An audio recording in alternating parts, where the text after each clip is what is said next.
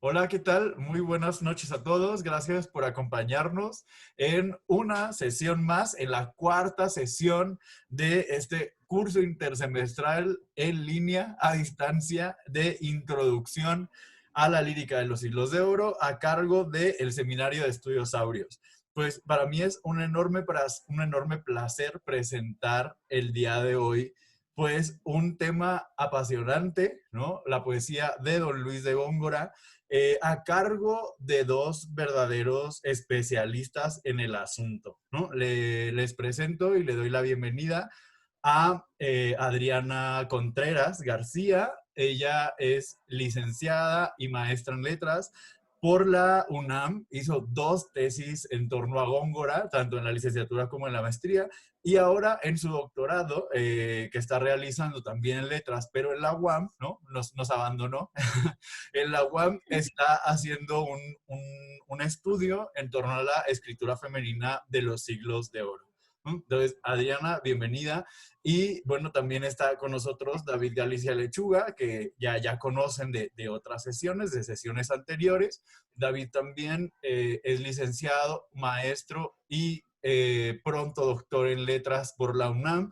Y él ha realizado también una serie de estudios, la tesis de maestría, la tesis de doctorado, en torno a la obra de Góngora.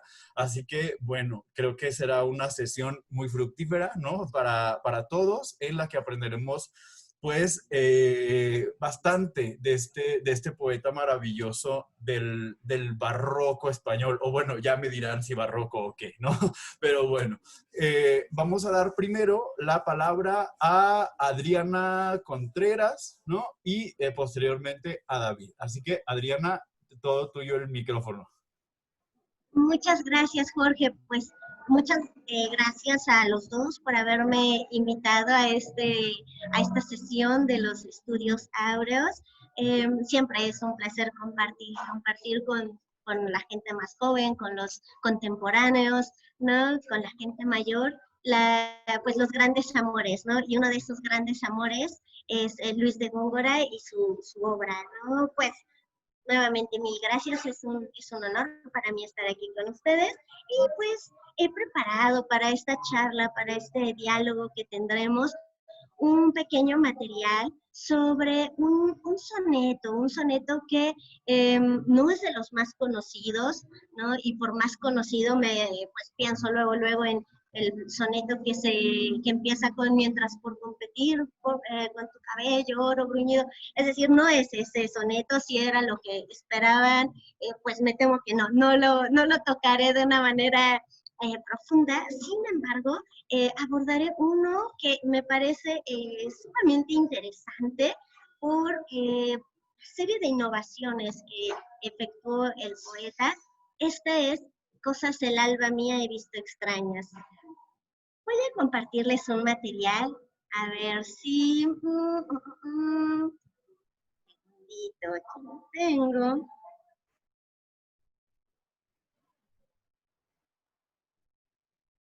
Listo. A ver.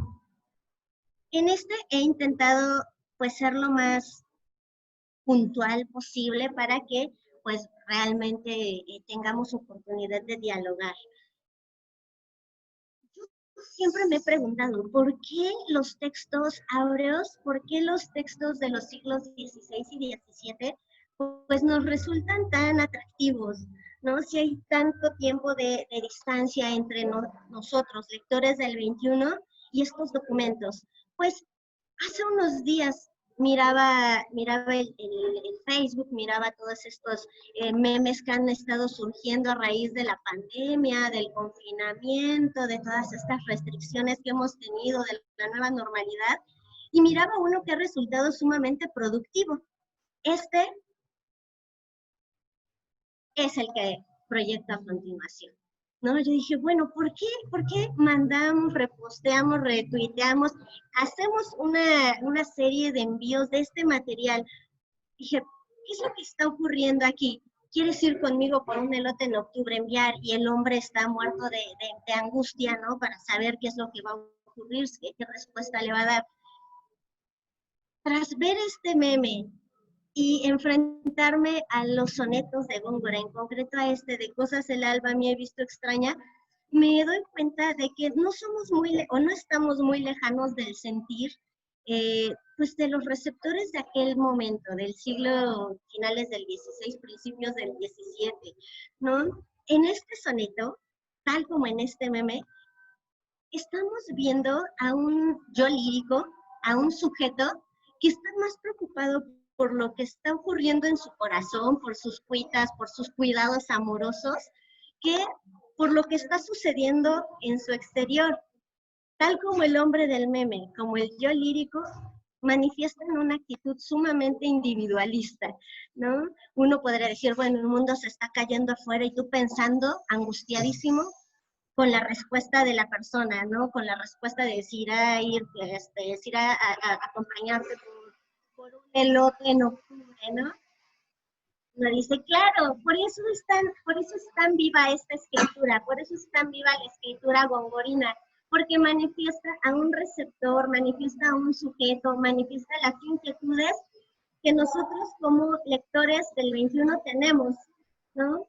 En este soneto se aprecia a un yo lírico que teme más por sus cuidados amorosos que por pues digamos, una serie de catástrofes, ¿no? Que surgen a raíz de una tormenta, ¿no? Si me permiten, bueno, pues ahí tenemos el soneto, cosas el alba mía he visto extrañas, cascarse nubes, desbocarse vientos, altas torres besar sus fundamentos y vomitar la tierra a sus entrañas. Duras puentes romper cual tiernas cañas, arroyos prodigiosos, ríos violentos, mal vadeados de los pensamientos y enfrenados peor de las montañas. Los días de Noé, gente subidas en los más altos pinos levantados, en las robustas hayas más crecidas, pastores, perros, chozas y ganados, sobre las aguas vi sin forma y vidas, y nada temí más que mis cuidados. Es súper curiosa, ¿no? La relación que se encuentra entre este primer meme que vimos y este soneto, ¿no? En ambos, insisto, tenemos a este yo lírico que se preocupa más por lo que le está ocurriendo en el terreno amoroso que por lo que está ocurriendo afuera, ¿no? Que es una catástrofe, que es una tragedia, ¿no? Tal como el sujeto del meme, sujeto con el que muchos de nosotros llegamos a identificarnos, ¿no? En esta situación que estamos viviendo. Uno se preguntaría, bueno, venga, ¿en serio? En estos momentos te preguntas si irá contigo por un elote. Bueno, pues justo es la actitud, ¿no? Que manifiesta, y yo creo que por esa y otras tantas cosas que veremos a continuación, resulta tan cercano y tan atractivo para nosotros, ¿no? El leer a Góngora y a sus contemporáneos. Pues bueno, vamos pues, ahí tenemos, ¿no? Esta conclusión a la que llegué. Voy a tocar brevemente, ¿no? Unos aspectos biográficos del autor, de sus obras principales.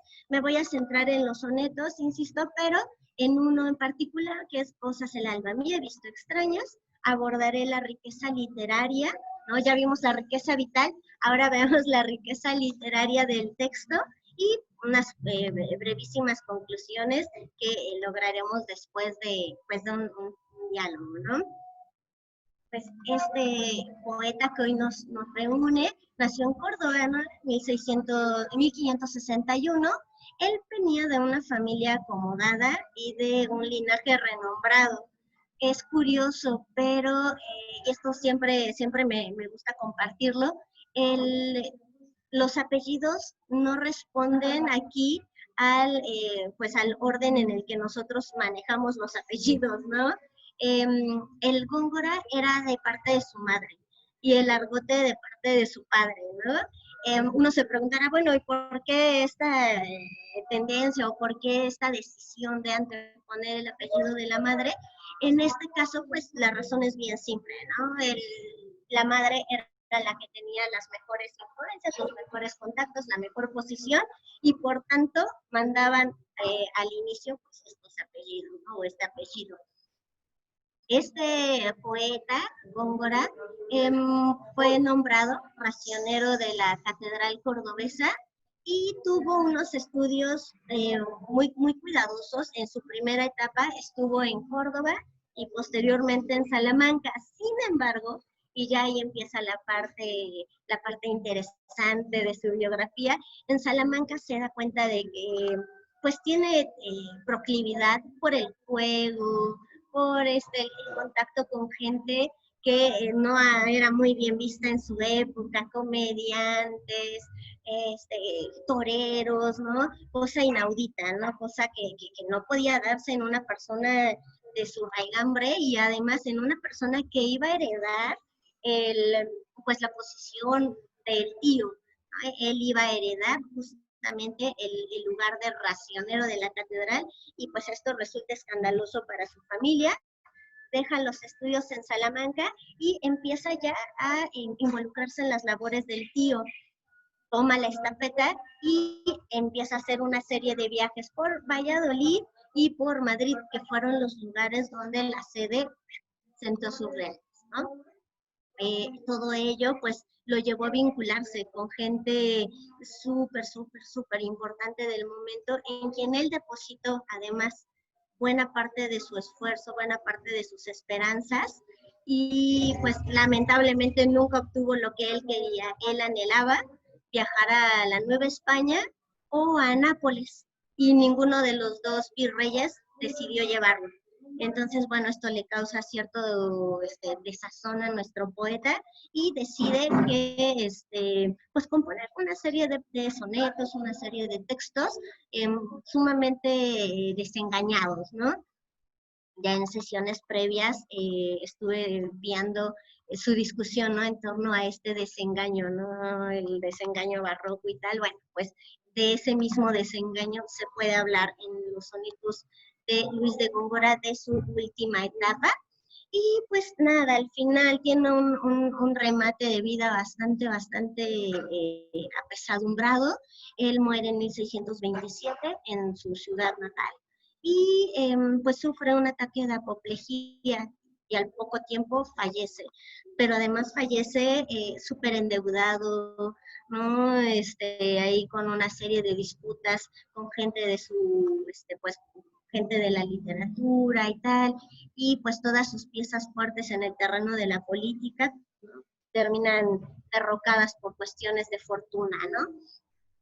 Básicamente esto es lo que me interesa destacar en el terreno biográfico. Sobre la cuestión biográfica, bueno, pues no me queda más que recomendar el documento de Artigas, que es una joya, y pues el epistolario también nos da muchísima luz sobre la vida, sobre estas andanzas gongorinas, andanzas que además pues resultan bastante graciosas, muchas de ellas, ¿no? Sobre todo estas de la etapa juvenil, en virtud de la actitud desenfadada que él tenía.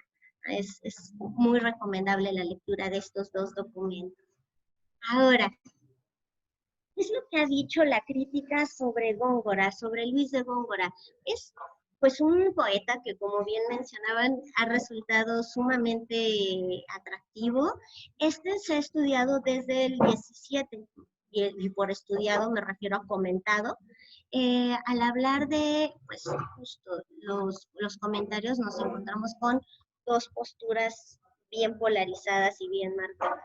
Los que amaban su escritura y los que la repudiaban. Y el repudio estaba o residía en buena medida a este carácter oscuro que a partir del siglo XX ya se empezó a definir no como tal, sino como una complejidad y una condensación, ¿no? Ya Dámaso Alonso empezó a matizar todas estas aseveraciones, empezó a decir, oigan, se le ha tildado a Góngora de oscuro, ¿no? De ininteligible, de pues abigarrado, y lo único que se encuentra en él es complejidad y condensación. Es eso, ¿no? Entonces, a raíz de estos estudios de Dámaso Alonso y de buena parte de la generación del 27, que sintieron un fervor importante por el poeta y su obra, pues fue que se empezó a reivindicar un poquito, ¿no? La poesía del cordobés, Y pues bueno, entre las obras más destacadas tenemos Las Soledades, claro está, La Fábula del Polifemo y Galatea, Las Firmezas de Isabela y el Doctor Carlino, que son obras de teatro, ¿no? Que además cuando se contrastan con el modelo lopesco, bueno, resulta interesantísimo, ¿no? Todo lo que este contraste arroja. Los romances, las letrillas, los sonetos, el epistolario que ya les mencionaba y las décimas, ¿no? Décimas que además ya se están trabajando en estudios críticos porque no han sido muy trabajadas. Es un buen terreno de estudio este todavía. Ahora bien, los sonetos pues se cuentan en 167 y 50 más aún están en discusión, si serán o serán de él. Muchos de los investigadores que han trabajado a estos, digamos que esta parte de la producción gongorina, son Alonso, Damaso Alonso, Robert Jones, Emilio Orozco. De hecho, él tiene un libro dedicado completamente a los sonetos y es súper enriquecedora su lectura. Pues la canónica, ¿no? Siflijauskaite, ¿no? Esta que me acompaña a todos lados. Roses, los documentos que ha lanzado el doctor Roses en torno a Góngora y en concreto los sonetos, Antonio Carreira y los hermanos Millet, que fueron pioneros en esto, así como Fouché del Bos y actualmente Matas Caballero. He puesto ahí autores o críticos de principios del 20 y del 21, ¿no? Para que se vea pues toda esta escuela ya en torno a esta parte de la obra gongorina. Y estoy dejando a muchos fuera, José María Micó, estoy dejando fuera también en esta lista, ¿no? Pero por supuesto que debería de estar, Mercedes Blanco, etc. Pero bueno, queden ahí estos críticos como antecedentes, ¿no? Para todos aquellos lectores curiosos que deseen ver qué es lo que se ha dicho sobre este autor. Ahora, en torno a los sonetos, tenemos una tipología bien establecida. Y esta, ¿por qué asevero? ¿Por qué hago énfasis en bien establecida? Porque bebe del manuscrito Chacón. Y este es el único manuscrito que se tiene con la autorización del autor y además fechado en el momento. Es decir, normalmente cuando estudiamos, ¿no?, los siglos de oro, nos encontramos con muchos conflictos, ¿no? Uno de ellos es la fecha, ¿no? Y este documento de cuándo es, no había todo un aparato de edición como lo tenemos ahora, corrían manuscritos en folios, la oralidad era importante también, y por eso resulta tan significativo este manuscrito. Se dice que Chacón tuvo la fortuna de recibir pues la autorización de Luis de Góngora para compendiar y publicar, aunque sea póstumamente, la obra del cordobés. En función de eso, pues la tipología que modernamente se maneja es la de los sonetos dedicatorios, antes llamados heroicos, en el manuscrito está como heroicos, los amorosos, los satíricos y burlescos, fúnebres, morales y sacros. Dentro del segundo grupo nos encontramos con este que nos trae aquí al trabajo de hoy, que es Cosas el alba mía he visto extrañas. Este soneto es de 1596, año que según el manuscrito Chacón hubo una crecida del río Betis. Es decir, él plantea que estas imágenes catastróficas pues se deben justo a esta crecida, que son una especie de testimonio de este fenómeno natural, y uno se pregunta modernamente, ¿no? A ver, ¿realmente será una descripción pura y llana de esta naturaleza violenta, furiosa, desbocada? ¿O habrá algo más? ¿no? Con Góngora siempre hay que estar un poquito con un poco de duda, ¿no? De esta lectura superficial, esta lectura que uno podría tener de un primer momento, resulta siempre este, engañosa. Nos está haciendo el poeta una serie de guiños a lo largo del texto, y de esos guiños hablaré a continuación. Estos guiños lo que han permitido es evidenciar una innovación con respecto al modelo clásico, ¿no? Modelo clásico que ya mencionaban, ¿no? Hace unos días Adam, tú, Jorge, David, sobre, bueno, ¿y qué es lo clásico, no? Se dice que en el Renacimiento vuelven a los clásicos, y en el barroco vuelven a los clásicos, y en el manierismo vuelven a los clásicos, etcétera, ¿no? Entonces uno dice, bueno, entonces, ¿qué me quieres decir con esta vuelta a los clásicos, no? En esta línea de la vuelta a los clásicos nos encontramos con que en lugar de desplazar, sin duda, vuelve a los clásicos, pero en lugar de focalizar su mirada en el texto, en un motivo central, ¿no? Evidente, claro, ¿no? Sin mayor duda, lo que hace es que a lo desplaza, lo relega, lo manda a un segundo plano e inserta una serie de elementos que uno pensaría que no resultan pertinentes, o que no resultan realmente funcionales en el texto, ¿no? A eso le he llamado desplazamiento del motivo central por pluritematismo. Otra innovación que tiene el poeta en esta composición es que presenta a sujetos marginales de cariz antiheroico. Uno normalmente piensa, ¿no?, en un héroe como Fry diría, ¿no?, el héroe mimético elevado, este héroe virtuoso, este héroe que se preocupa por el colectivo, este héroe que está vigilando por el bien común.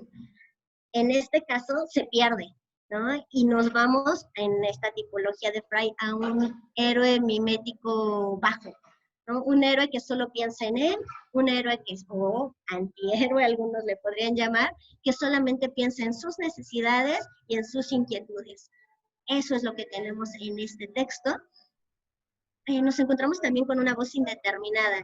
Si antes nos encontrábamos con que era imprescindible saber, bueno, ahí me está hablando de Faetón, ahí me está hablando de las Nereidas, ahí me está hablando de tal personaje, aquí esa identidad se desdibuja, se hace borrosa, y a eso le he llamado voz lírica indeterminada.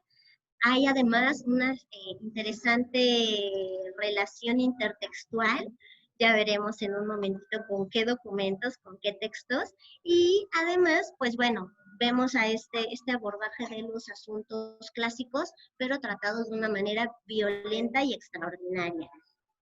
Vayamos pues al siguiente, al primer punto, al desplazamiento del motivo central por pluritematismo. Ahí tenemos. El desplazamiento del motivo central por pluritematismo lo encontramos a lo largo del poema. En el verso 2 se hace alusión a las tormentas. Cuando dice cascarse nubes, desbocarse vientos, en el verso 2 y 3 se hace alusión a los derrumbes, altas torres besar sus fundamentos, por ejemplo. Se hace también en el verso 6 alusión al desbordamiento de ríos, en el verso 9 a la gente huyendo de las inundaciones, a las personas y animales muertos por esta catástrofe se hace alusión en el verso 12 y 13. Pero esto no se queda ahí, es decir, esta serie de escenas o visiones catastróficas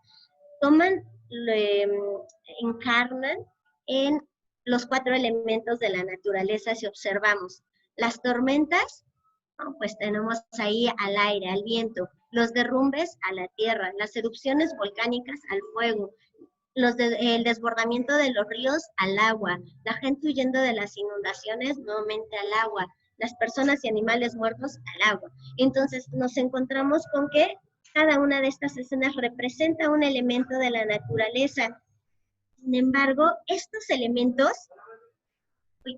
estos elementos no presentan un criterio lógico, es decir, no vemos, bueno, fuego, tierra, agua, aire, sino que están todos en una especie de atomización, están dispersos por todo, digamos que por todo el lienzo textual, si me permiten la expresión, están ahí atomizados, volando por todo el lienzo, y uno como lector los va conectando, lo cual dota al documento de dinamismo, dota al texto de dinamismo, lo cual rompe con además este criterio racional, ¿no? En el Renacimiento esto habría sido, o en los textos del siglo XVI, habría sido esto un poco alucinante, no habría tenido cabida esta, digamos, esta atomización, esta dispersión de los documentos, de los elementos. Sin embargo, aquí Góngora dice, con permiso, vamos a innovar en este sentido. Y emplea este criterio un tanto irracional. Lo anterior, ¿a qué nos lleva? Pues precisamente nos lleva a desplazar el motivo central. Esto emula, es muy parecido a lo que se observa en la pintura de Van Harlen. Esta que tienen aquí en pantalla, que es el bautismo de Cristo, es, si se fijan, muy cercana tanto en fecha como en procedimientos al poema de Góngora, al soneto gongorino. En la primera parte, en los primeros planos de la composición pictórica, nos encontramos a seres descomunales, seres que carecen de proporción. Si esto lo llevamos al terreno literario, al terreno del texto gongorino, así de descomunal es la naturaleza, así de descomunal se está representando. Sin embargo, lo que nos interesa, tanto en el poema como en la pintura, no es ver ese carácter descomunal de la naturaleza o de las figuras humanas que están aquí, sino ver al fondo esas criaturas, esos seres que están al fondo, con muy poca luz, en dimensiones pequeñitas, son a los que realmente tenemos que ponerles atención en la obra pictórica, es decir, a Juan el Bautista y a Cristo. En el texto gongorino ocurre lo mismo.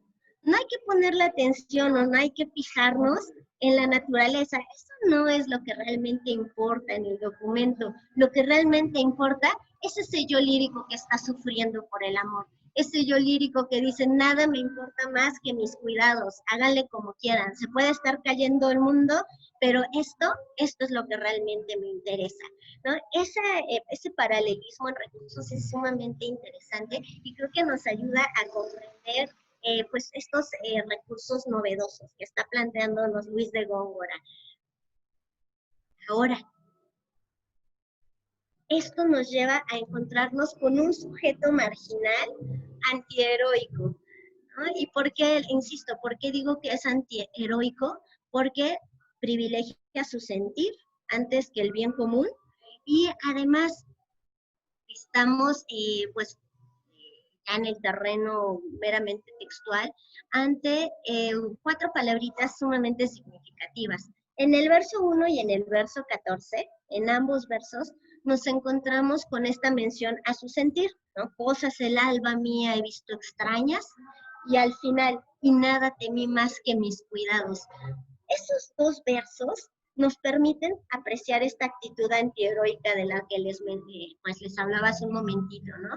Cosas mía, nada mis, ¿no? Cosas, es decir, no es que haya visto catástrofes, no es que haya visto desgracias, no, vi cosas, ¿no? Lo cual ya le resta importancia a lo que está ocurriendo. Pero, el alba mía, bueno, obviamente ahí ya hay una idea sumamente emotiva, ¿no? Que vincula al yo lírico con el alba, ¿no? Nada temí, en este sentido, bueno, pues nada temió más que sus cuidados, ya nos está hablando de esta actitud pues muy subjetiva, muy del yo lírico, lo cual nos lleva pues a encontrarnos con esto que ya mencionaba Joaquín Rosés, en una entrevista que le hice en 2014. Él decía, es que este soneto es impresionante en el sentido de la subjetividad, en esta idea del sujeto marginal, que piensa solamente en su yo. ¿Por qué? Porque encontramos en él, pues, esta idea, ¿no? De que todas las calamidades que ocurrieron a mi alrededor no valen nada, solo importa mi Troya interior. Esta idea de la Troya interior se vincula de una manera importantísima, ¿no? Con estas batallas que tiene el yo lírico en sus emociones, en sus sentimientos, y además con las redes intertextuales. Una de ellas, que es uno de los procedimientos combinatorios que maneja el poeta en este soneto, uno de ellos es la Eneida. Precisamente en estos versos que les comparto ahí, se aprecia la imagen de la tormenta y además se aprecia el cariz testimonial, tal como ocurre en el soneto. Uno podría decir, claro, que es lo que hicieron varios comentaristas del 17. Decir, bueno, es que Luis de Góngora está volteando a ver a los clásicos, está volteando a ver a la Eneida.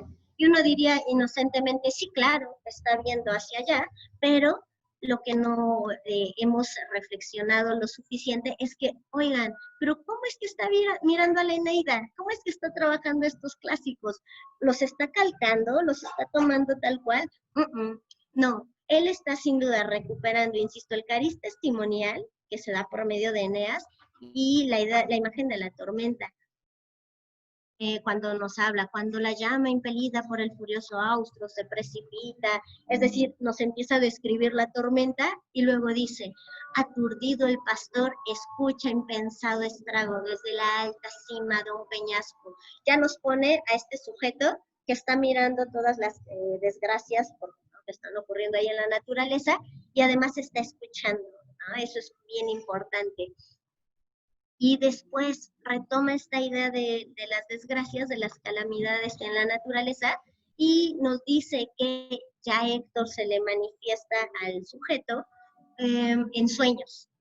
Y le advierte, y le dice, ¿sabes qué? Salte, ¿no? Ponte en resguardo, esto está feo, ¿no? Es decir, en el texto virgiliano, lo que ocurre es que el sujeto relata con la mayor fidelidad posible lo que ocurrió en esa terrible noche, en la noche de la desgracia. Y además lo hace retomando las palabras de Héctor. ¿Y quién era Héctor? Bueno, pues autoridad en el territorio troyano. O sea, no lo dice cualquier sujeto, ¿no? Cualquier ciudadano, no, lo dice Héctor. Lo cual contrasta con lo que plantea el texto gongorino. El yo lírico narra hiperbólicamente los hechos a partir de lo que él pudo registrar en su memoria y de lo que él pudo ver. En el caso del texto de Virgilio, solamente es a partir de lo que escucha, de lo que se le aparece en sueños, y en el texto gongorino es solamente a partir de lo que él guarda en su memoria por las visiones que tuvo. Y esto nos lleva a la siguiente red intertextual, que es con las flores. También vuelve a Virgilio, nos presenta la imagen de la tormenta, emplea los 4 elementos, ¿no? Fuego, tierra, aire, agua, pero no lo utiliza para hablarnos de su experiencia amorosa, sino para mostrarnos a la naturaleza y pedirle al receptor que venere a los dioses, ¿no? Este rasgo evidencia un sentido de pertenencia bien interesante, si observamos.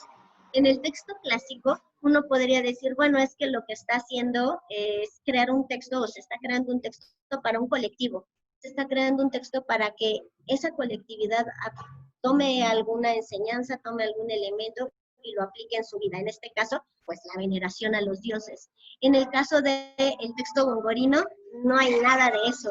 En el soneto lo que hace Góngora es decir, insisto, no me interesan los demás, me interesa solo lo que yo estoy sintiendo. Una tercera red intertextual, que son las metamorfosis. En las metamorfosis nos encontramos una disposición de los elementos de la naturaleza también, fuego, tierra, aire, agua, pero esta disposición es una disposición descendente, tal como lo plantea Ovidio. Dice, por encima se encuentra el aire, que es tanto más pesado que el fuego, cuanto más ligero que la tierra y que el agua.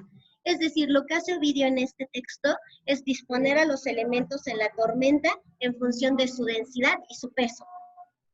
Y Góngora ya lo vimos, lo hace de una manera muy libre, un tanto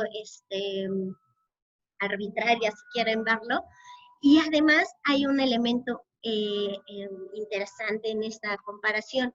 El héroe mimético elevado de las metamorfosis es Deucalión. Deucalión es un hombre que lo definen como amante de la justicia. Este es un superviviente, tal como el yo lírico de Góngora. Sin embargo, este hombre, este Deucalión, junto con su esposa Pirra, lo que van a hacer es mirar desde el Parnaso, desde una zona elevada, ¿no? Todo lo que está ocurriendo y ponerse a resguardo. Uno diría, pues bueno, hace lo mismo Góngora, ¿no? Sí, sin duda, él se pone también a resguardo en el yo lírico, pero este yo lírico está solo, no es un héroe elevado y además es un sujeto, insisto, indeterminado. No es un Deucalión, no es un Héctor, no sabemos quién es. Un elemento más, una red intertextual más que tenemos aquí es el Génesis, que es creo que de las principales redes, ¿no?, que conectamos luego en cuanto vemos este texto. Es bien interesante cómo nuevamente se recupera esta idea del sujeto marginal. En este caso, pues nos encontramos con que Noé es el que va a representar aquí al sujeto, al héroe mimético elevado, frente al héroe mimético bajo de Luis de Góngora. Y además, lo que nos llama la atención en este caso, en este soneto, es que se hacen una serie de prosopopeyas. En la primera estrofa nos menciona cascarse nubes, vi cascarse nubes, desbocarse vientos, altas torres besar sus fundamentos, vomitar la tierra sus entrañas.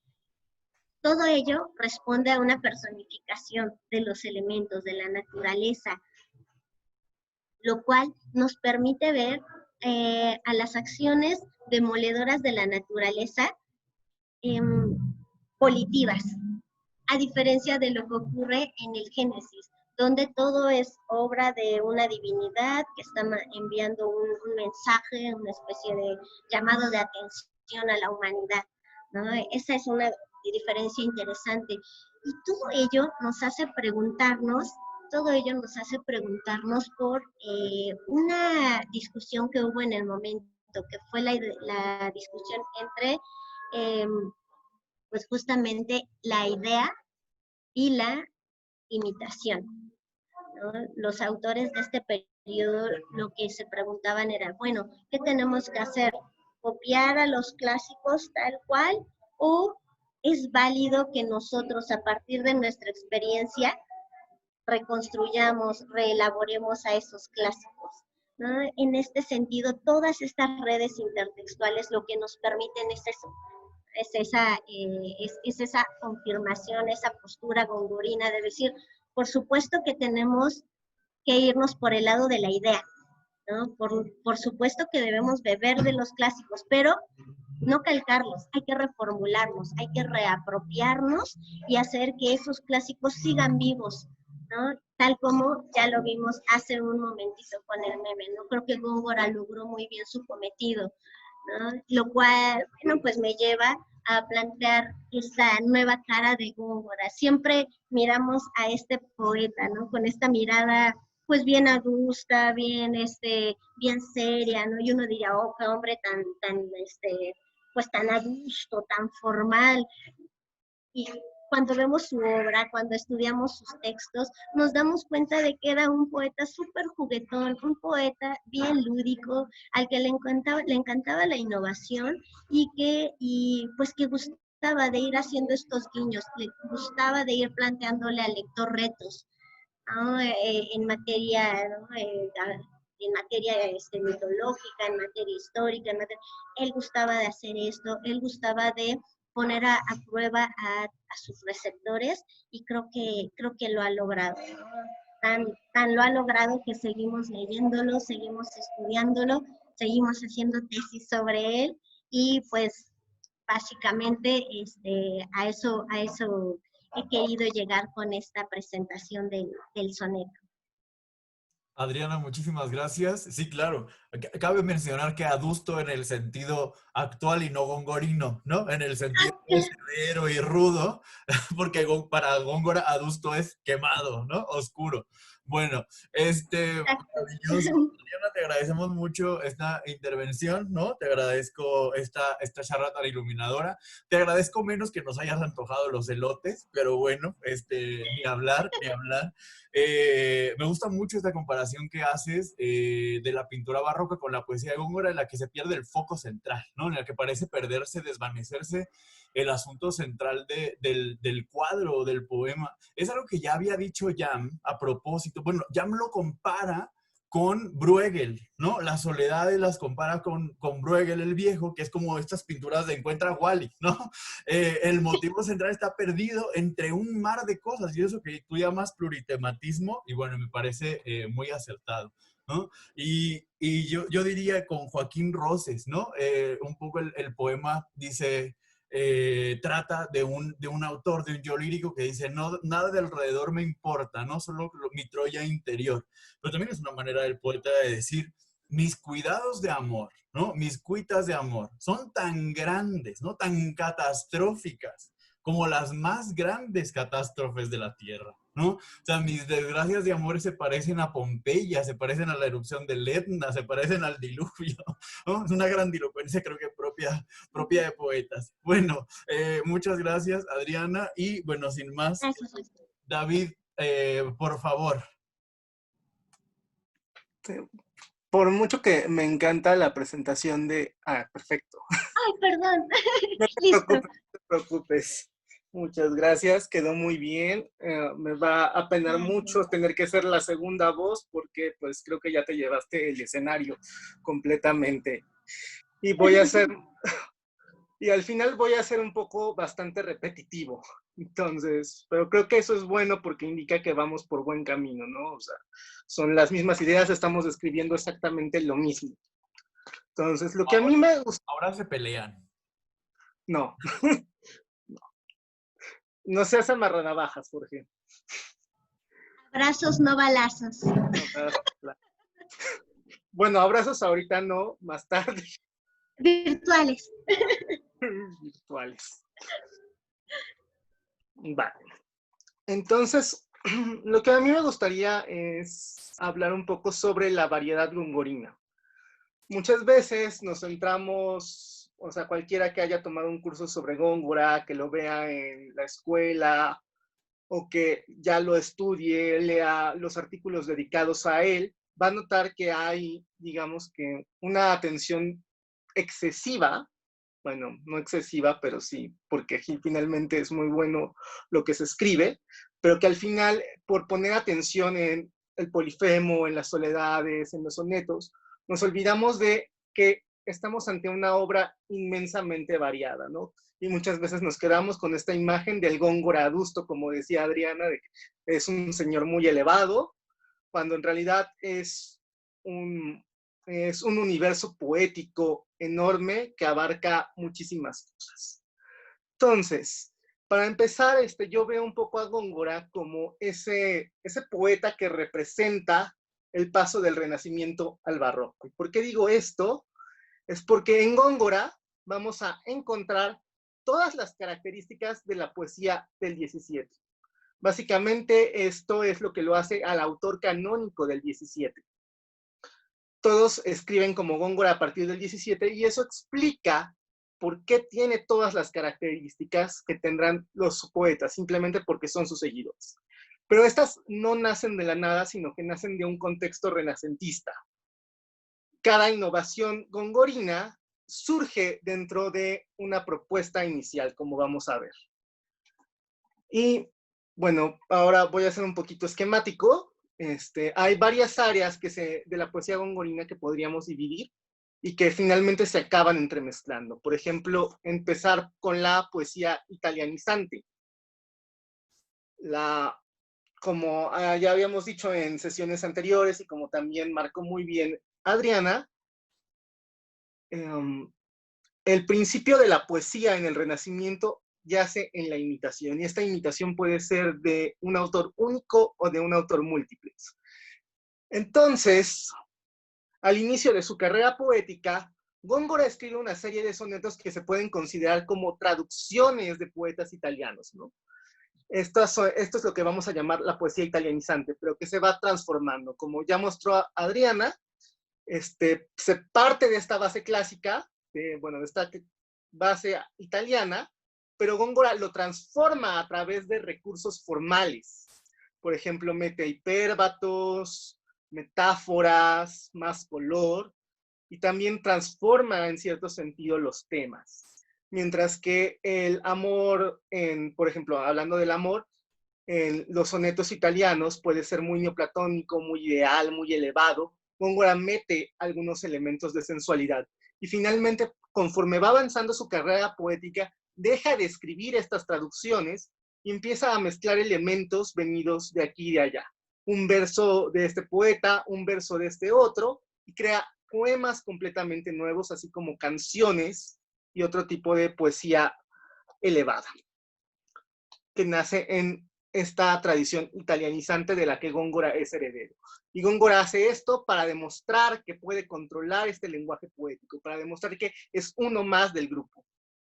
Y además de eso, también vamos a tener, justamente esto es algo que nace en el Renacimiento, ¿no? Nace Góngora parte de la poética del Renacimiento y empieza a crear una nueva poesía.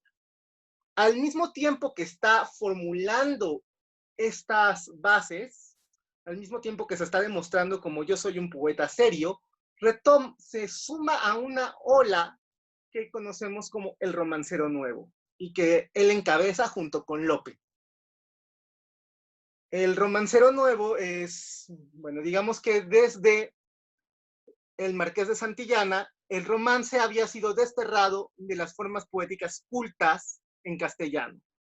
El Marqués de Santillana dice, el romance pertenece a las formas ínfimas y un poeta culto no debe usarlas, porque eso no está bien, eso es del pueblo, eso es de gente que no sabe escribir poesía.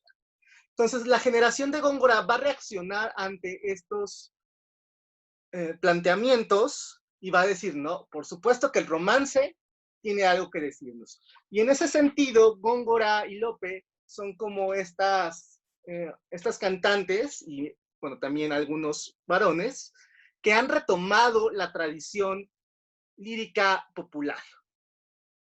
Es un movimiento similar.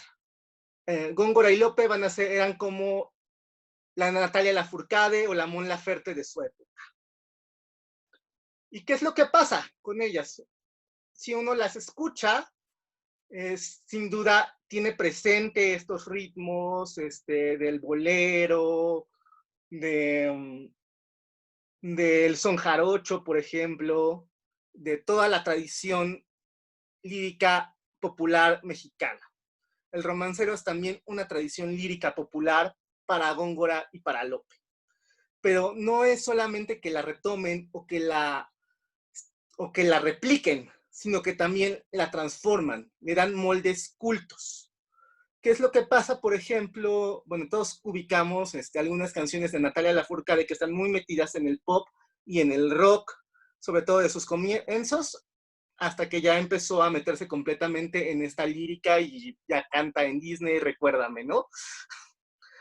Ahora también está, por ejemplo, lo que hace Mon Laferte, que es algo que me parecía muy similar a lo que hace Góngora, que es introducir estos elementos cultos de una tradición extranjera, como lo es el rock. El rock es para nosotros una música que es relativamente culta, o sea, no tan culta, pero que es extraña, que no es tradición oral, no es banda, no es cumbia, no es lírica tradicional.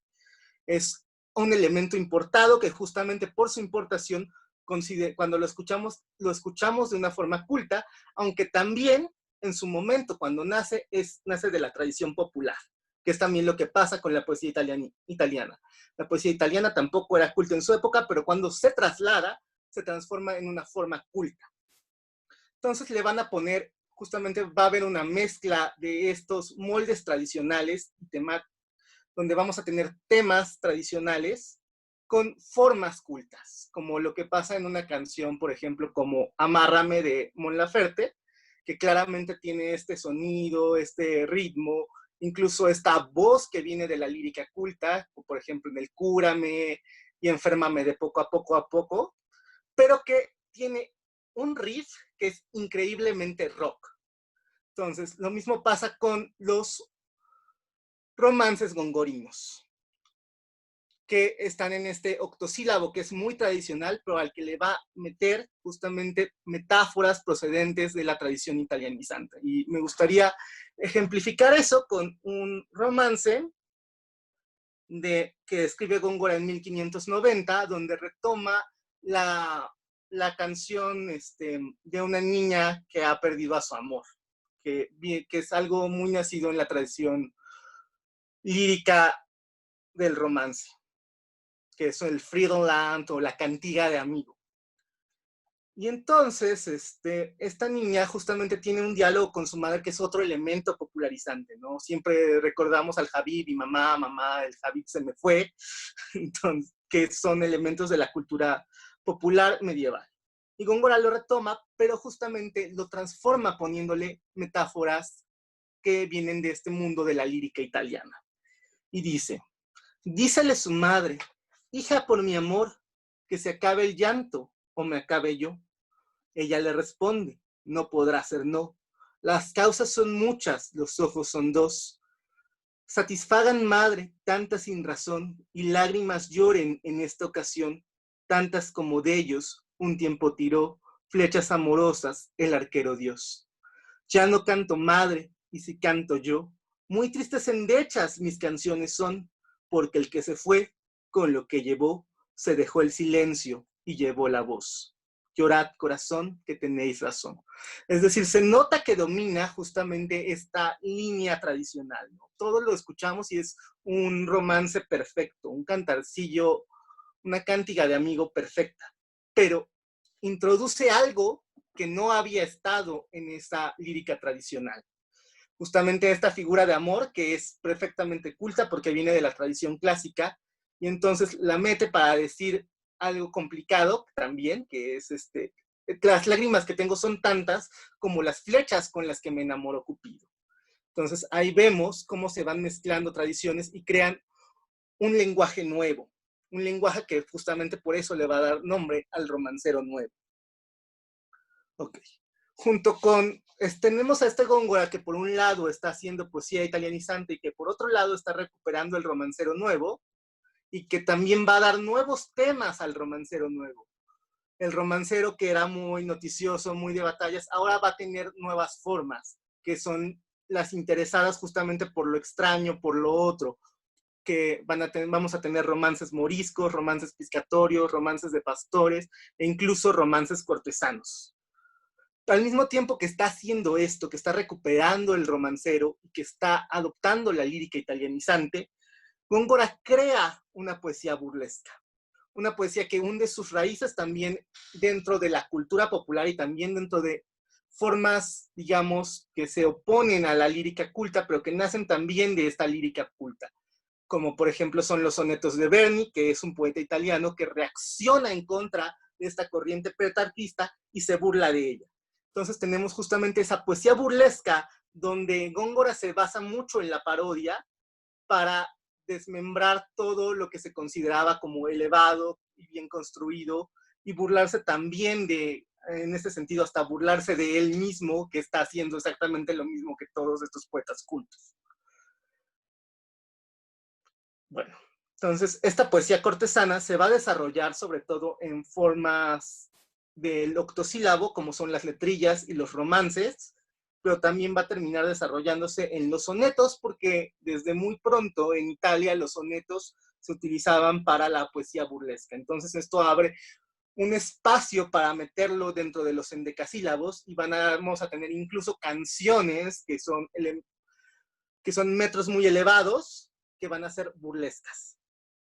Junto a esta poesía burlesca, conforme surge la necesidad de Góngora de colocarse en el ambiente social, vamos a tener la poesía cortesana o poesía de circunstancias, que son dos términos que son bastante discutidos. A mí me gusta hablar de poesía cortesana, incluso podríamos hablar de poesía social hasta cierto punto, que está definida sobre todo por las costumbres de la corte. Entonces, lo que busca Góngora, como todos los poetas de su tiempo, tiene una dependencia de los aristócratas, que son quienes dictaminan el poder y quienes proporcionan tanto medios económicos como medios sociales.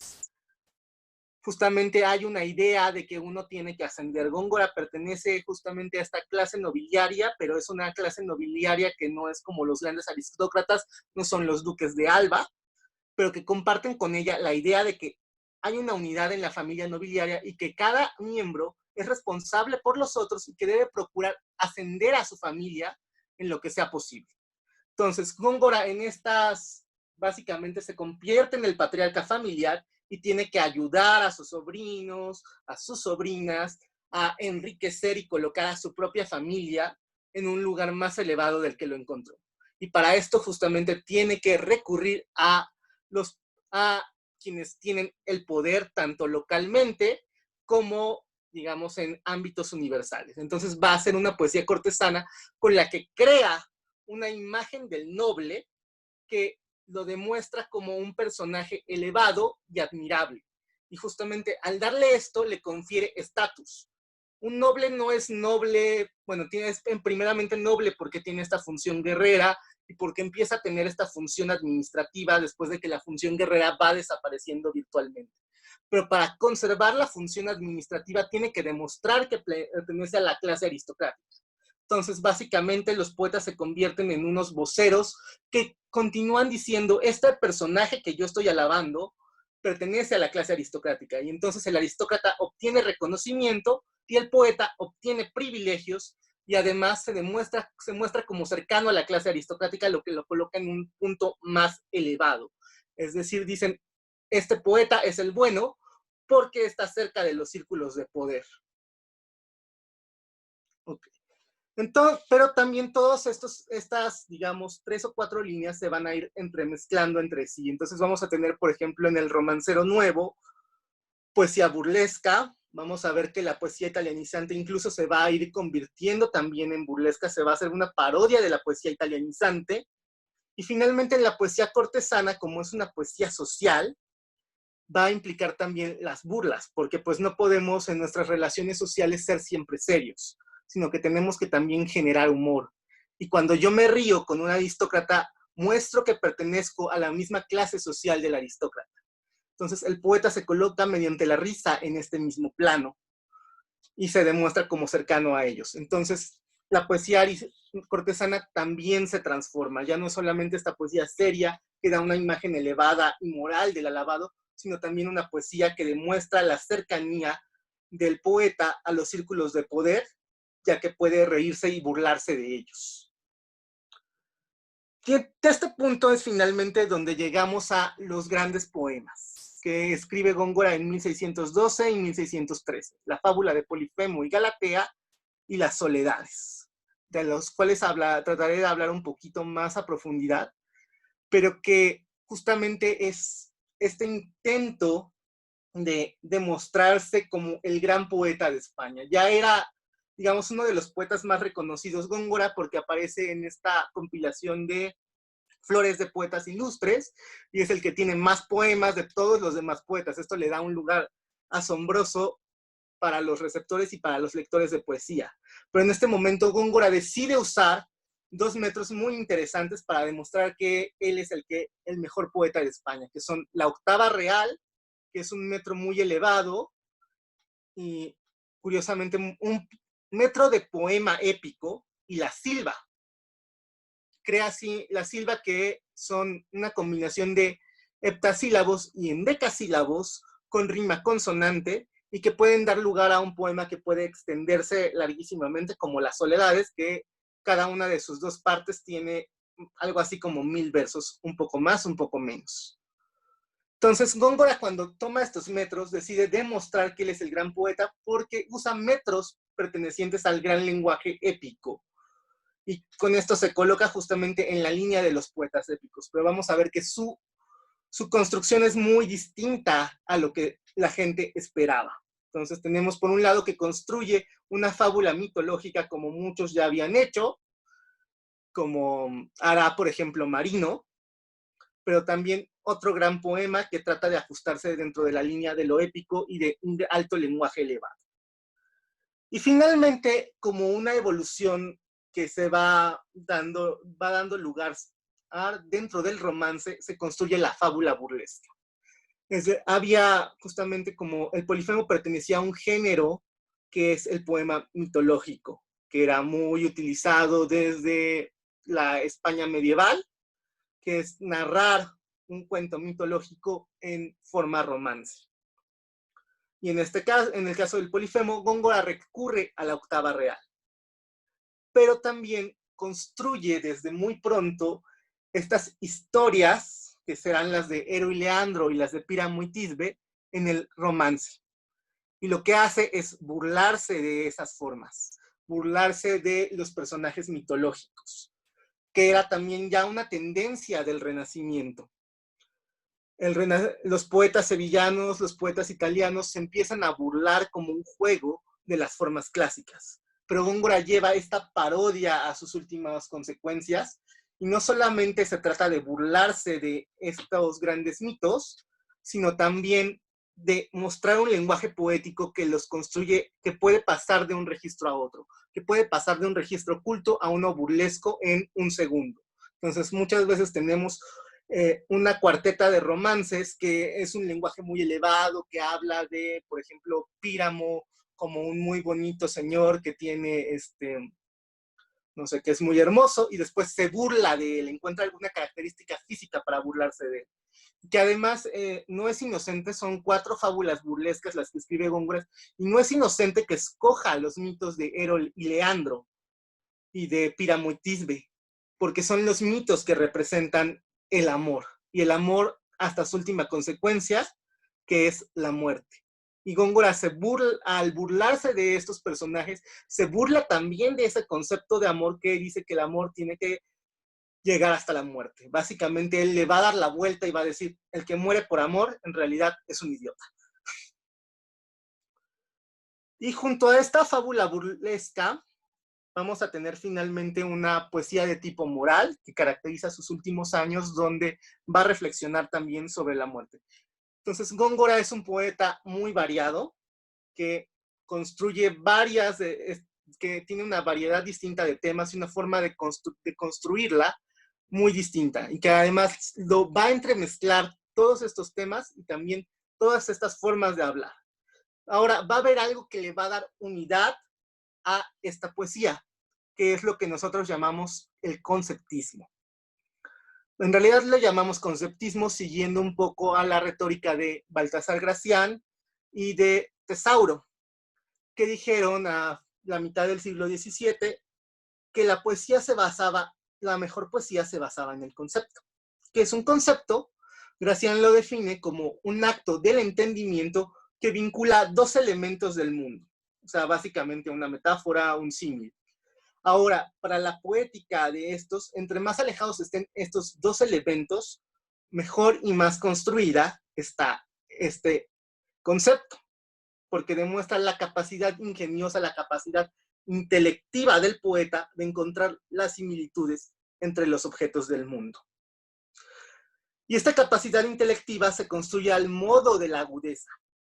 Es decir, no basta con que vinculemos 2 elementos del mundo, sino que hay que seguir construyendo a partir de ahí, a través de la analogía. Como sabemos, la analogía es decir, si A es B, entonces C es D. Entonces reconstruimos, si establecemos que una cosa es otra, también podemos comparar una nueva cosa con otra cosa a partir de esa primera metáfora, de ese primer concepto, que que dentro de la poética barroca va a encontrar también su lugar dentro de la serie de tópicos que ya estaban establecidos, como vamos a ver a continuación. Y a mí me parece muy bonito en ese sentido una octava del Polifemo que describe cuando llega Asis a la fuente donde está dormida Galatea. Y entonces Góngora crea una serie de conceptos para hablar de esto. Cada concepto va a generar un nuevo concepto en esto que llamamos agudeza compuesta. Y bueno, lo leo. Salamandria del sol, vestido estrellas, latiendo el can del cielo estaba cuando, polvo el cabello, húmedas centellas, sino ardientes aljófares sudando, llegó Asis, y de ambas luces bellas, dulce occidente viendo al sueño blando, su boca dio y sus ojos cuanto pudo al sonoro cristal, al cristal mudo. Bueno, entonces Góngora parte de una tradición ya establecida que es la perífrasis astronómica. Para decir un momento del año utilizamos el cielo y y dónde están colocadas las constelaciones. Entonces esta construcción muy extraña y muy complicada que empieza la octava, que es Salamandria del sol vestido estrellas, latiendo el can del cielo estaba, significa, usa muchísimas metáforas muy extrañas. El can del cielo es la constelación del Can Mayor, que tiene la estrella más brillante del firmamento, que es Sirio. Entonces este can del cielo está latiendo, que ese latiendo significa ladrando, y nos dice que este can del cielo estaba ladrando y es una salamandra del sol. Entonces está vinculando cosas que ni siquiera parecen tener relación en el mundo. ¿Y por qué es una salamandra del sol? Bueno, según las autoridades como Plinio, la salamandra, si la echas al fuego, no se quema. Entonces sale, ahorita Jorge se está riendo, porque seguramente recuerda que Feijó desmiente este mito y dice, pues echó una salamandra y sí se quemó. Entonces, pobrecita salamandra, que se usó para comprobar que las cosas... Bueno, regresemos. Entonces, ¿por qué el Can del cielo, la constelación del Can, es una salamandra? Pues porque está sobre el fuego del cielo, que es el sol. Es decir, justamente es en esta época en la que Sirio está en la misma posición del sol y sale y se pone con él. Es decir, es el momento en el que Sirio no se puede ver, que nosotros llamamos la canícula, que es el momento más cálido del año. Y justamente también esta calidez del año, del momento del verano, es la calidez del amor, de los amores y de la pasión que va a florecer en el poema, y pues ya sabemos que Asis y Galatea se van a dar con todo. Entonces, polvo al cabello, húmedas centellas, sino ardientes aljófares sudando, llegó Asis. Entonces, polvo al cabello es muy sencillo, el cabello está lleno de polvo, y está sudando Asis. Ahora, ese sudor se compara con centellas, porque pues está muy caliente, y son húmedas, porque pues están hechas de agua. Entonces también ahí vemos cómo va funcionando la unión de contrarios. Y el concepto funciona en otra dimensión. No se trata solamente de vincular dos cosas lejanas, sino de vincular dos cosas completamente contrarias. Y los aljófares, que son ardientes, ahí vemos una construcción de metáfora sobre metáfora. Porque el aljófar son estas bolitas, estas perlas pequeñitas que la tradición utilizaba para compararlas con gotas de agua. Entonces, el aljófar es una gota de agua. ¿Qué es el sudor? Pues una gota de agua, entonces va a ser un aljófar. Entonces se va construyendo sobre esto. Llegó Asis, y de ambas luces bellas, dulce occidente viendo al sueño blando. Nuevamente se parte de un tópico de la tradición que dice que los ojos son luces o estrellas o luceros. Entonces los ojos de Galatea son ambas luces bellas que está viendo Asis, pero que como están cerrados, en realidad están apagándose como un sol en el occidente. Su boca dio y sus ojos cuanto pudo al sonoro cristal, al cristal mudo. Entonces, aquí vemos también una construcción en paralelo. Su boca dio Asis al sonoro cristal. y dio sus ojos al cristal mudo. ¿De qué cristales estamos hablando? Según la tradición, nuevamente, las aguas podían, por su transparencia, pueden ser comparadas con un cristal. Entonces da su boca a este río al que Góngora llama sonoro cristal porque pues está fluyendo y hace ruido. Y sus ojos al cristal mudo que es Galatea, porque debido a la blancura de la dama se la compara con la transparencia del cristal y como está dormida, está muda. Entonces así está funcionando el concepto. Y el concepto puede funcionar tanto en esta dimensión sublime como en una dimensión para causar risa, porque el acto intelectual también puede generar humor. El humor es intelectual, dijo Bernard Shaw, y eso lo recuerda Borges también. Entonces, al funcionar intelectualmente nuestra naturaleza, nos terminamos riendo de algo también por la extravagancia de la comparación. Y eso lo podemos ver en una estrofa de una letrilla que habla sobre un río que viene muy asqueroso. Básicamente, toda la labor que hace Góngora en este poema que se llama ¿Qué lleva el señor Esgueva? Es encontrar formas de decir excrementos. Y dice, lleva lágrimas cansadas de cansados amadores, que de puros servidores son de 3 ojos lloradas. De aquel digo acrecentadas, que una nube le da enojo, porque no hay nube de este ojo que no truene y que no llueva. Que lleva el señor Esgueva, yo os diré lo que lleva. Entonces, cuando habla de estas lágrimas cansadas de cansados amadores, está remitiendo a la tradición lírica del petrarquismo, que es básicamente el amante llorón de tiempo completo. Entonces se la pasan llorando. Y estos cansados amadores están cansados de llorar, pero siguen llorando. Pero son tan grandes, tan puros servidores, son tan amantes, que no lloran de 2 ojos. No lloran solo de estos 2 ojos, sino de un tercer ojo lloran también, que por tradición sabemos que es el ano. Entonces, también esto nos da una imagen líquida de cómo vienen esas cosas, ¿no? O sea, no solamente lloran, sino que por los ojos también lloran por el ano. De aquel digo acrecentadas que una nube le da enojo. Entonces, si el ano es un ojo, y hay que pensar siempre que en este concepto se mantienen tanto el plano referencial como el plano metafórico. Entonces, si el ano es un ojo, puede tener una nube, es decir, una catarata. ¿Y qué hacen las nubes? Truenan y llueven. Entonces también vamos a tener una forma de decir que este ojo del culo, pues truena y llueve, y los tronidos pues van a ser las flatulencias y la lluvia va a ser, digamos, la diarrea. Entonces así está funcionando el concepto tanto en una dimensión seria como en una dimensión burlesca. Y bueno, una vez explicado esto, quería pasar justamente, y voy a ser en este punto muy repetitivo y voy a recuperar muchas cosas de las que dijo Adriana, y rápidamente porque Jorge ya me está haciendo ojitos, de qué es lo que le da su novedad a Las Soledades, que es el poema más discutido de Góngora. Bueno, vamos a empezar que justamente la poética de su tiempo decía que a un registro complicado, elevado, debía tocarle un héroe elevado y un tema elevado. Góngora no va a hacer esto en Las Soledades, justamente va a hacer lo contrario. A esta forma sublime la va a utilizar para hablar de la naturaleza y de las cosas bajas, justamente dentro de este antiheroísmo del que ya nos había hablado Adriana anteriormente. Entonces, por ejemplo, un ejemplo muy claro que a mí me encanta es un pasaje de Las Soledades, es cuando Góngora decide hablar de un cabrito. Y bueno, de un cabrito, más bien, sí, de una asesina de macho cabrío que comen algunas personas. Pero nos va a contar la historia de esta asesina. Nos va a decir lo siguiente.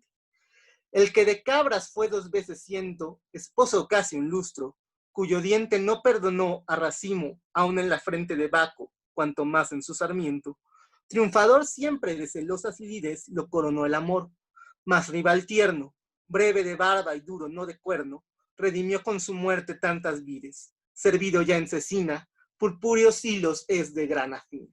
Entonces justamente describe la actividad de este macho cabrío que además Góngora dice que es todo un galán, y usa este lenguaje complicado y complejo para hablar sobre sus amores con las cabras y cómo finalmente fue desplazado por alguien más joven y ahora es servido en cecina. Entonces es una forma en que Góngora eleva algo tan bajo como es la comida y también hablar de un animal en términos amorosos para decir esto es relevante, esto también tiene su belleza. Perfecto. Y, Ay, sí. y bueno, eso es una de las muchas cosas que le da ese grandioso toque a las soledades y yo tenía preparadas algunas cosas más, pero creo que con esto es suficiente por el momento. Bueno, pues muchísimas gracias de verdad, David, por esta exposición. Qué delicia hablar con los expertos. Y gracias también por desantojarnos los elotes con el señor Esgueva, ¿no? Qué cosa. Bueno, nos queda muy poco tiempo, muy poco tiempo. De hecho ya no tendríamos que tenerlo, pero me gustaría que si alguno de los dos quisiera añadir muy brevemente, en un minuto, algo para cerrar, pues estaremos pues muy complacidos de escucharlos.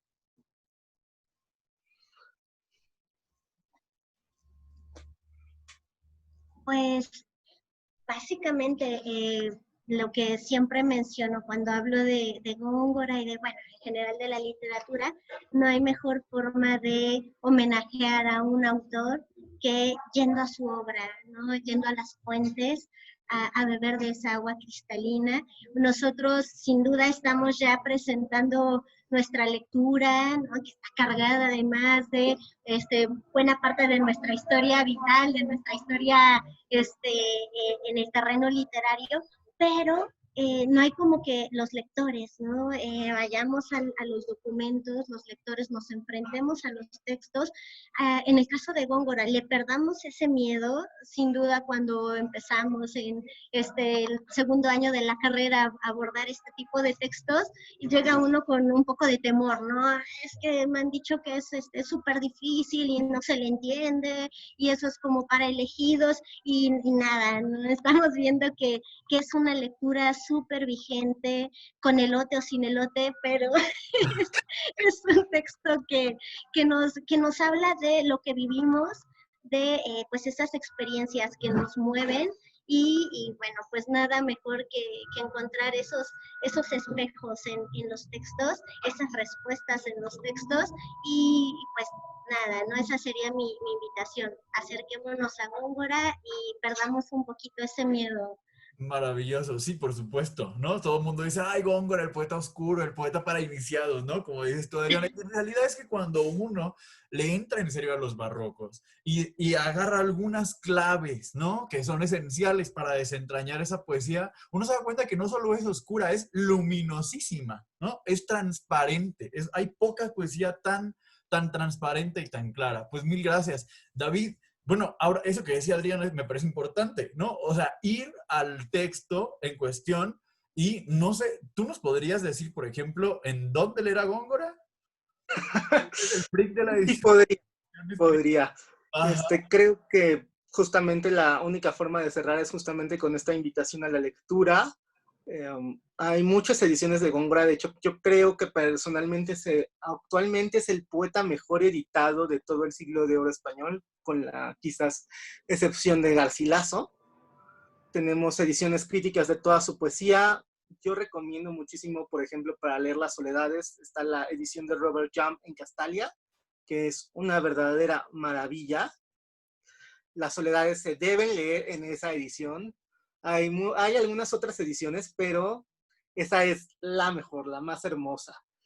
Y pues justamente, por ejemplo, también está esta antología que es un poquito difícil de encontrar ya, pero que salió en una versión de Espasa Calpe de la nueva colección de Austral, y que está muy bien hecha, y hecha por Antonio Carrera, que es uno de los grandes especialistas en Góngora, y donde reúne lo más representativo de la poesía gongorina, desde luego desde su punto de vista, pero que creo que es bastante acertado, porque al final no es una antología chiquita, sino una antología gordota, como deberían ser las antologías, porque incluso con ese sesgo que tiene uno, pues así muestra de todo. Y está muy bien hecho. Yo también quisiera invitar a leer Las Décimas, que esto es un poquito más difícil, pero que vale muchísimo la pena porque nos acerca a este mundo de la cotidianeidad de Góngora. Góngora hablando con sus primas, hablando con los nobles y además riéndose de todo esto. Nos da una imagen muy lejana de este Góngora adusto, nos muestra un Góngora risueño que le gusta convivir con la gente, que muchas veces lo imaginamos como ese poeta en su Torre de Marfil de Córdoba que no salía de la catedral y para que no lo molestaran, y en realidad le gustaba el ruido, la gente, divertirse, y es algo que creo que deberíamos recuperar ahora, que también es un poeta que yo siento muy cercano y muy apropiado incluso para estos tiempos de cuarentena. Adriana nos platicaba esto de Cosas el alba mía, he visto extrañas, que es un poema que la movió mucho, y justamente eso es lo que tiene que hacer la poesía, movernos. Yo también tengo un poema de Góngora que me movió mucho por la cuarentena, que es Muerto me lloró el Tormes en su orilla, que es una cosa maravillosa y de una risa loca, que no podemos leer ahorita, pero que tiene justamente también este mensaje de que pese a la enfermedad, pese a la muerte, está la risa atrás y podemos seguir riéndonos y visitándonos y hablando de las cosas que nos gustan a pesar de la muerte y la enfermedad, y estamos aquí. Entonces, Muchas gracias a ambos por mostrarnos no solo esta faceta que es la más conocida de Góngora, adusta, ¿no? Para seguir usando el término, sino por mostrárnoslo en todas sus dimensiones, ¿no? David, creo que es una palabra muy importante, variedad. O sea, Góngora es variado, es muchos Góngoras, es el de los sonetos, es el del Polifemo, es el de las soledades, como dice David, el de las décimas en las que manda un tarro de miel, etcétera, etcétera, ¿no? Entonces, Góngora no es uno, es muchos, ¿no? El oscuro, el claro, el todos, ¿no? Y bueno, podríamos estar hablando aquí muchísimo tiempo más, ¿no? A propósito del que quizás sea uno de los poetas que mayor impacto han tenido en su tiempo y en el nuestro, ¿no? Es de verdad una revolución a cargo de un individuo que podríamos dedicarle mucho tiempo más, pero lo vamos a dejar aquí. Les agradecemos que nos hayan acompañado en esta sesión. Los esperamos el siguiente miércoles, ¿no? Este miércoles, para hablar pues, de otro autor grande de los siglos de oro que ustedes conocerán, llamado Francisco de Quevedo. Así que bueno, sin más, les agradecemos, les aseguramos que ninguna salamandra fue lastimada durante la realización de este video. Y hasta el miércoles. Gracias.